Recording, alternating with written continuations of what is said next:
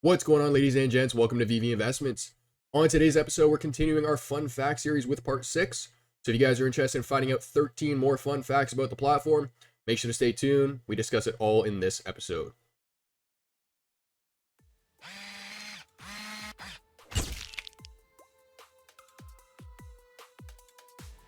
So I mentioned in our last episode that I found a unique way to use certain pieces in our vault space. That is going to be a fun fact on today's list. So I don't want to waste any time today. We have 13 facts, so without further ado, let's hop right into the first one. So I accidentally tweeted this out yesterday. I say accidentally because I do have scheduled posts, and I guess I scheduled this for the wrong day without realizing, but some of you guys may have seen this photo or the tweet that I put out yesterday, and inside of this photo, there are actually 6 pieces that have yet to drop on the app. So I'll give you guys a little moment here, but can you spot all 6? And while you're trying to do that, I do want to point out that you can also see the Monster Hunter collectible in the center of the showroom. And I also noticed that the display photos for the collectibles at the bottom there have higher quality renders. So if you look at Todd and you look at Harley Quinn, for example, those two are visibly different than the current display photos that are on the app. And I'm curious why. Now, I have found out that Veve does outsource their 3D modeling to another company. I have determined what that company is, and I am going to be talking about it in a future episode. The only thing I can think of is that those photos are from that website, but I'm just curious why the ones that are currently on the app have lower resolution. Now, the 6 collectibles that have yet to drop will start on the left-hand side here with the 3 Crypticans. The small green Cryptican, just speaking of the higher quality renders, I can't tell if that's the Cthulhu Cryptican or if that's an entirely new one. To me, it looks like a different one. We're also going to have the Batmobile centered towards the back of the vault there. And then we're also going to have a Matt Gondek painting in the back right, hidden behind Batman and Robin. There's actually going to be another Matt Gondek painting behind the Crypticans. And fun fact about that one, the community actually found out what that piece was before it dropped on the platform. And it's going to be his deconstructive artwork. And then the last collectible of the 6, I'm not entirely sure what brand this is, but there's a little blonde girl at the bottom right there. Next up, if you didn't know already, Mr. David Yu was the head judge for the 2018 World Beauty Queen pageant. Now, the photo on the left was taken from out in the crowd, so I did try to enlarge it. The resolution isn't the best, but as you can tell, he seems just so in tune with his environment, you know? He just seems so comfortable, you know, as all the women tower around him in heels. So this is going to be the unique way to use certain collectibles in your vault space, and that is by enlarging green collectibles to use as green screens. So if you take certain collectibles like the Mad Hatter, for example, you turn him on his side and you enlarge his hat so there's a green backdrop behind your collectible display, then it allows you to now create scenes in more places than just your vault. And more places than you can augment your collectibles in, right? So now you can put your collectibles in space. And just in case you guys are wondering if this actually works, I'll give you guys an example right now. So I mentioned that this is going to be a unique way to stand out amongst other people in the community. And just like anything else in life, in order to stand out, you got to go the extra mile. So yes, there is going to be one more step involved in terms of actually editing the green screen. However, for those who have never edited a green screen, it's a super simple process. There are so many different ways that you can do it. It really depends on what software you're using. But I use DaVinci Resolve for all my stuff. It's completely free. So I'm going to quickly set this up because for those who aren't really interested in this part, I don't want to lose you here. But for those who don't know how to do it, just slow the video down. Now, for the purpose of the demonstration, I just screenshotted the Mad Hatter's hat, and then I've already uploaded it into the software. I didn't want to, bore you guys. But I'm going to drag the Mad Hatter onto the track here, okay?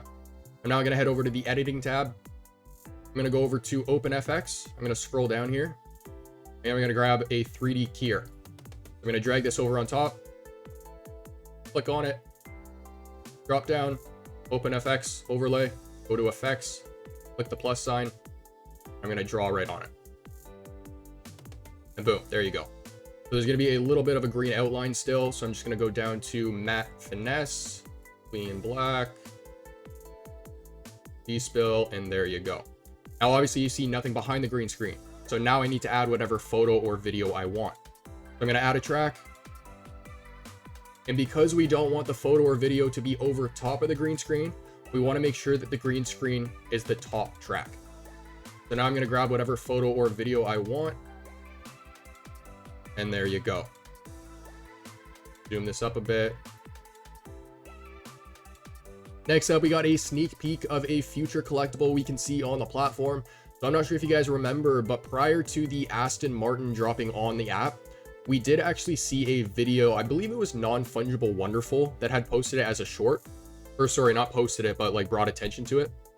And it was a video of the secret rare Lamborghini doing the 360 little burnout in a parking lot. So similar to that, as you guys see on screen, we do also see the Jurassic Park gate augmented into reality. I have seen the team interact with people who have posted this on social media, so I don't think this is another company. I even saw David Yu ask somebody, how do you like it? Okay, now this is a neat one. And I want to give credit to Super Rush, because when I was filming the video with him about reviewing subscribers' collections, him and I were chatting back and forth, and this was something that he actually brought up when we were on the call. Now, I didn't know anything about it. I told him I would do a little bit more research just to confirm whether it was true or not. And sure enough, it is. So the actual first iteration of Buzz Lightyear from Pixar is the current version on Veve. I told him, I was like, I really wish they released the version that was in Toy Story. But it turns out that this version actually makes reference to the original movie that Andy was watching back in 1995 that made him want the toy that he got in Toy Story. So this is the original version of Buzz Lightyear. It's not the one in Toy Story. So if you didn't know, now you do, but I was never really interested in this collectible, if I'm honest. Now I want to pick one up just because of this. Next up, we got a short one here, but despite many people thinking that he's a horse, he's not. He's a unicorn. So the version over on Veve doesn't actually show his little horn, but in the original series, as you guys can see on the left-hand side, he has one. For our 7th fact of the video, we're going to talk about changing bases on collectibles. So if you guys didn't know this already, there are certain pieces that if you own them and you open them up in 3D, when you go to the option of changing the background for the piece spinning, you're also going to see on select pieces like Steamboat Willie, the option to change bases and pedestals. So I am confident in saying that Steamboat Willie is going to be customizable in the future, but as you guys can also see from the photo on the right hand side, it literally says coming soon on the app. Now here's a little trick just to avoid the Apple and Google fees that Veve has to incur when you purchase things through the mobile app, but you can actually still access the web app via your mobile. You just open it in a browser. Now if you guys do end up doing this, here's a little tip. Download a secure browser like DuckDuckGo or Brave, and then you can have the login page open constantly on the browser, and you can use it very similar to an app. You just click the browser, it opens it, and you log in. The reason why I say log in is obviously don't keep yourself logged in, so be careful with that. But if you do happen to open the web app on mobile, you are going to save fees each transaction because Veve doesn't have to pay that percentage over to Apple or Google. Next up, we got some old photos from the Disney park posters from back in the day. So moving from left to right, you're going to see the monorail in the bottom left. You're then going to see the Rocket to the Moon and Red Wagon Inn posters in the top photo. And then in the bottom right, you're also going to see the Jungle Cruise. Next up, we got some missing features on Collectibles. So we've talked about this in the past. There are some changed features on Collectibles like Catwoman, for example. But here are 2 more. So we're going to have Frank Miller's Joker. So on the physical statue, he's holding a cigarette. On the digital version, he is not. And then Death is going to be another collectible where she's actually holding her syringe, but in the digital version, she's not. We've talked about artificial intelligence. We've talked about Ready Player Me. Now we're talking about combining both. So as you guys can see from the post on the right-hand side, ChatGPT enters the metaverse, which was the most recent update for ChatGPT, at least to my knowledge. But they say that they've been working on some cool features like text-to-voice and voice-to-text interaction with ChatGPT-powered Ready Player Me avatars that are trained to run like clockwork 24/7. Let me repeat that in other words. Integrating AI with our Ready Player Me avatars so that they're trained to perform specific tasks or act in certain ways. So you can have one trained for customer support if you run a company. You can have one trained to be an actor for your movie. You can have one that can translate different languages for you. One that's trained to train other people. Maybe you have some sort of course and that avatar can walk people through that course. And then as mentioned in this post, virtual assistants. So I think of Jarvis from Iron Man, right? If you can program an avatar to have a specific personality, heck, I can program it to have the same voice as Jarvis. Second to last, we have a fact about Mondo, and this is a little unfortunate, but Mondo did end up closing down for those who are unaware. So Mondo is actually a really cool company. They made posters inspired by different movies. There wasn't any specific types of movies that they focused on. There was a wide genre that they've done. But this is a brand that unfortunately won't be dropping anymore in the future, but it is available on the app with 2 series. So in series 1, we have a Jaws poster, a Back to the Future poster, and then 2 Ted and Bundy posters. And then in series 2, we have another Jaws poster and Back to the Future poster. And around the video off for today, let's talk about Star Wars. So the iconic Star Wars poster set on Veve is actually comprised of different versions mixed together. Now I want to be clear here. I do not know which version is which. Okay, so as you guys can see in the photo on the top left there, the poster says version 1, but the description on Veve says style C.